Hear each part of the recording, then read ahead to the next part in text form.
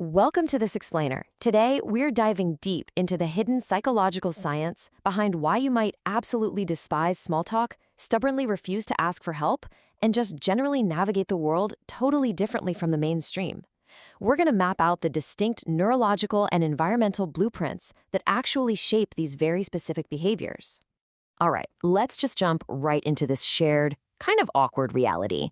We've all been there, right? Have you ever been trapped in an elevator or stuck at a networking event, engaging in this impoverished theater of discussing the local weather forecast, and you can literally feel it draining your battery to zero? Or, maybe you've found yourself tackling those hieroglyphic-like flat-pack furniture instructions, sweating over a missing piece, and yet the simple act of just asking someone for a hand feels like a complete and utter personal defeat.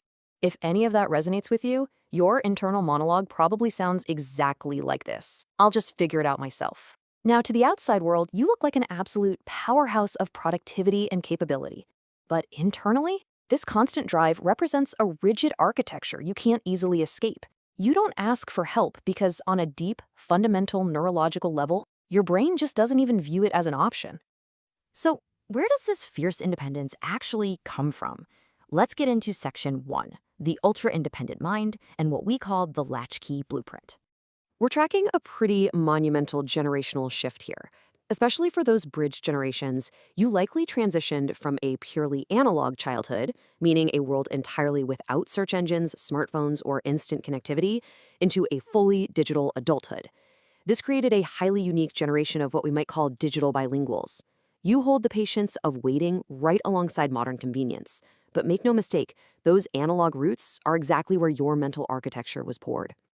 To put things into perspective, by 1984, an astonishing 7 million children were regularly unsupervised after school. They were returning home to empty houses. Now, if you were one of these latchkey kids, you didn't just learn how to microwave an after-school snack. You learned a fundamental, life-altering psychological lesson. You were your own rescue party. There was no safety net, and there certainly wasn't a parent around to immediately step in and save the day. This upbringing created what psychologists refer to as a high contingency environment. Basically, it means if you didn't fix your bike chain, well, you didn't ride your bike. If you didn't figure out your math homework yourself, it simply didn't get done. You totally bypassed the luxury of seeking social support, and because of that, your brain was permanently wired to predict consequences and fix problems in real time.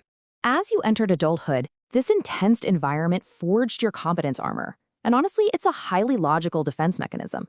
You likely watched incompetent authority figures completely fail during chaotic, unpredictable events. Think about the dot-com bubble bursting or the 2008 financial crisis. You quickly realized you couldn't control institutional loyalty, but you absolutely could control your own skill level. So you became the most competent person in the room, just to protect yourself for the inevitable moment the rug gets pulled out. Which leads us perfectly into section 2, the small talk trap, and why labels absolutely exhaust us. Right, so during a typical conversation, there's this massive divide happening in your brain. On one side, you have semantically empty labels, like arbitrary names, the weather, the traffic. On the other side, you have associative texture.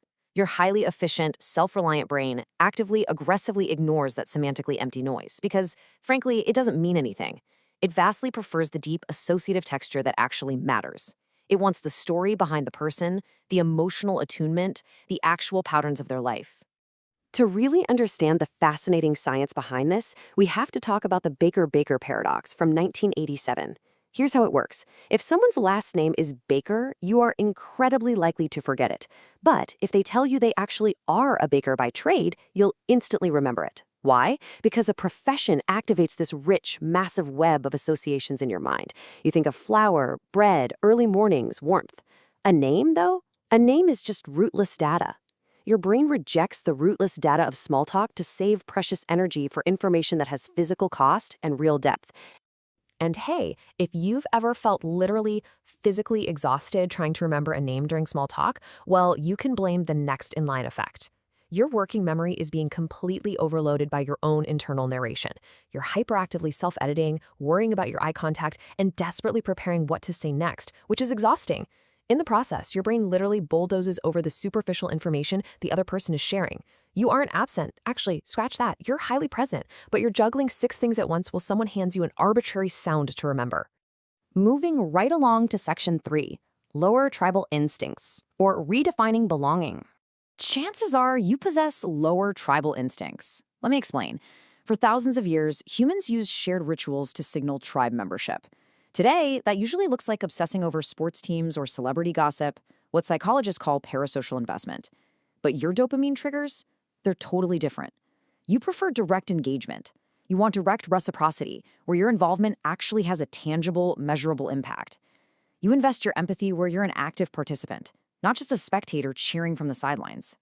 So when we stack the whole shebang together, your true cognitive architecture becomes crystal clear. You are not antisocial. You are a highly associative thinker.